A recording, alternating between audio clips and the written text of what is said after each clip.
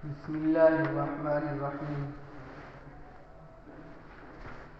بقائے کائنات موقوف بر ذکر خداوندی تعالی۔ کائنات کا باقی رہنا اللہ رب العزت کے ذکر پر موقوف ہے۔ کائنات کا نظام اس وقت تک برابر چلتا رہے گا جب تک کہ اس کائنات میں اللہ رب العزت کا ذکر ہوتا رہے گا۔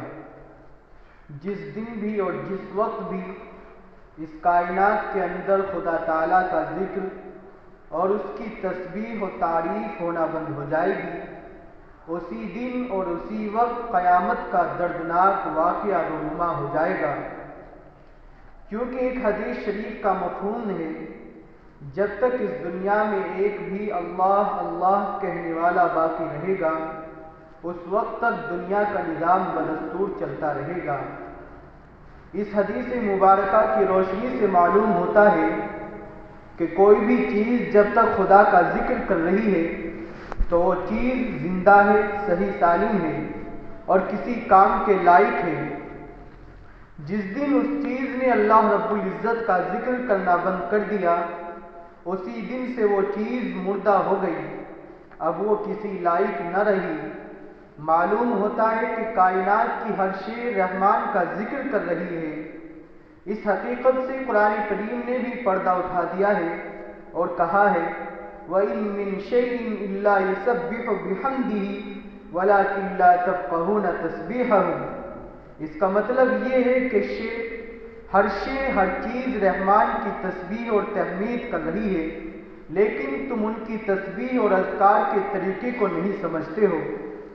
قرآن کریم کی اس آیت سے معلوم ہوتا ہے کہ ہر چیز کا جو کام جس حالت میں اللہ نے اس کے لیے مقرر کیا ہے، وہی کام اس حالت میں اس کی تسبیح اور خدا کا ذکر ہے۔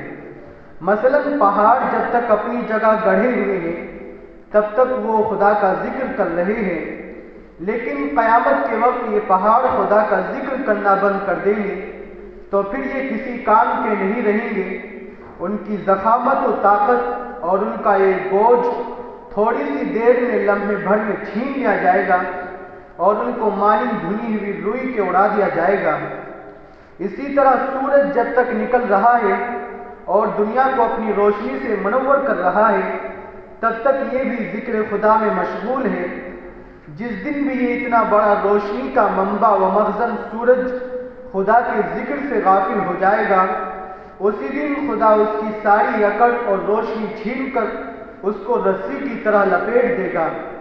اسی طرح بہتا ہوا پانی خدا کا ذکر کر رہا ہے، اسی لیے وہ پاک ہے اور اس سے وضو اور غسل بھی جائز ہے۔ جس دن یہ بہتا ہوا پانی ایک جگہ ٹھہر کر خدا کا ذکر کرنا بند کر دے گا تو اب کچھ وقت کے بعد نہ اس سے وضو جائز اور نہ ہی اس سے غسل جائز ہے، کیونکہ اس نے خدا کا ذکر کرنا بند کر دیا ہے، اس لیے وہ پانی بھی ناپاک ہو گیا ہے۔ اسی طرح درخت کی ٹہنی جب تک ہری ہے خدا کے ذکر میں مصروف ہے، اس لیے اگر ہری ٹہنی میں آگ لگانا چاہے تو نہیں لگا سکتے کیونکہ وہ خدا کا ذکر کر رہی ہے۔ لیکن جب یہ شاخ خشک ہو کر خدا کا ذکر کرنا بند کر دے گی تو اب اس میں آگ لگا سکتے ہیں، کیونکہ اس نے خدا کا ذکر کرنا بند کر دیا ہے، اب وہ کسی کام کی نہ رہی۔ اسی طرح کپڑا جب تک پاک صاف ہے تب تک خدا کا ذکر کر رہا ہے، اس لیے جب آدمی غسل اور وضو کر کے اور پاک صاف لباس اور کپڑے پہن کر نماز پڑھتا ہے تو اس کو اس نماز میں الگ ہی مزہ آتا ہے۔ وجہ اس کی یہی ہے کہ ایک تو خود انسان کی جسم کا ایک ایک عضو تر و تازہ ہو کر اور نہا دھو کر خدا کے ذکر سے منور ہو رہا ہے، اور پھر اوپر سے کپڑا بھی خدا کے ذکر سے منور ہو رہا ہے، تو گویا نور علی نور ہو گیا۔ لیکن جب یہ کپڑا میلا کچیلا ہو کر خدا کا ذکر کرنا بند کر دے گا تو پھر عبادات میں وہ لطف نہیں آئے گا۔ معلوم ہوا کہ ہر چیز کی زندگی اور اس کا باقی رہنا خدا کا ذکر ہے۔ یہی حال درختوں کا ہے۔ درخت جب تک اپنی حالت پر کھڑے ہوئے ہیں وہ ذکر خدا میں مصروف ہے، لیکن جب وہ اپنی حالت چھوڑ کر خدا کا ذکر کرنا بند کر دیں گے تو پھر وہ کسی کام کے نہیں رہیں گے۔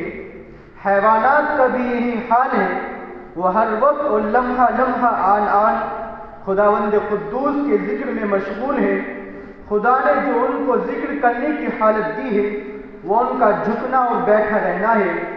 جب تک وہ جھکے ہوئے اور بیٹھے ہوئے ہیں تب تک وہ بھی خدا کا ذکر کر رہے ہیں۔ یہی حال کیڑے مکوڑوں کا ہے، جب تک وہ زمین پر سجدے کی حالت میں ہیں خدا کا ذکر کر رہے ہیں۔ سانپ جب تک زمین پر لیٹا ہوا رینگتا ہے تو وہ بھی خدا کا ذکر کر رہا ہے۔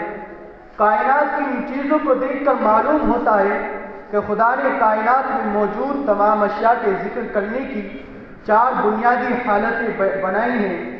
نمبر 1 قیام، رکوع، سجود، قعود۔ آپ دیکھ چکے ہیں کہ کوئی تو صرف کھڑے ہونے کی حالت میں ہی ہے، اور کوئی رکوع کی حالت میں اپنے خدا کا نام لے رہا ہے، اور کوئی سجدے کی حالت میں پڑا ہوا خدا کو پکار رہا ہے، تو کوئی بیٹھا ہوا خدا کا ذکر کر رہا ہے۔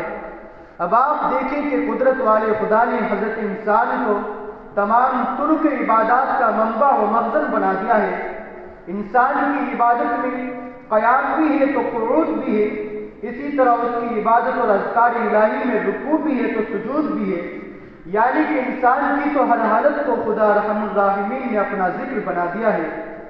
انسان کھڑا ہوا اگر کوئی عمل صالح اور نیک کام کا ارتکاب کر رہا ہے تو وہ بھی خدا کے ذکر میں شامل مانا جائے گا۔ اسی طرح اگر جھک کر کسی غریب کی مدد کر رہا ہے تو وہ بھی خدا کے ذکر کا حصہ ہے۔ اسی طرح اگر وہ سجدے میں پڑا ہوا خدا کی تعریف کرتا ہے تو وہ بھی خدا کے ذکر میں شمار ہوگا۔ اسی طرح بیٹھا ہوا اگر قرآن کریم کی تلاوت کر رہا ہے تو وہ بھی خدا کے ذکر میں داخل مانا جائے گا۔ لیکن جب تک انسان خدا کا ذکر کر رہا ہے تب تک اس کی یہ تمام حالتیں برقرار ہیں۔ اسی طرح انسان کا ایک ایک اعضاء خدا کے ذکر میں مشغول ہے۔ جس دن بھی کوئی عضو خدا کے ذکر سے غافل ہو گیا تو اسی دن اور اسی وقت سے وہ عضو کسی کام کا نہیں رہے گا۔ مثلا آنکھ جب تک خدا کا ذکر کر رہی ہے تب تک پاک دامن آنکھیں کہلائے گی۔